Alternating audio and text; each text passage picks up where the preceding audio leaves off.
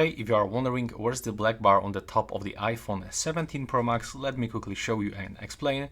As you can see, I'm turning on the stopwatch. Now I'm closing this application, and as you can see, we can get this this transition into the black bar. It just expands a little bit, and when we click on it, we can just quickly go back into the specific application. So it's like the drawer for some apps. Not every application is actually supported, but this is the functionality of this one. And as you can see, when I take a look like this, it looks like completely black bar. But when you take a look over here, we can see that it's separated. So over here we can find the selfie camera, and over here we can find some sensors to use the face recognitions. So this is it. This is the black bar, and it just, you can use it for some applications to quickly get access into them.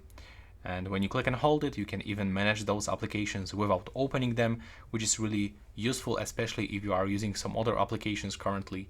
That's pretty much it. I hope you find it useful, and if you are wondering if you can actually remove this from the screen, there's no way to get rid of it. It's just a part of the display.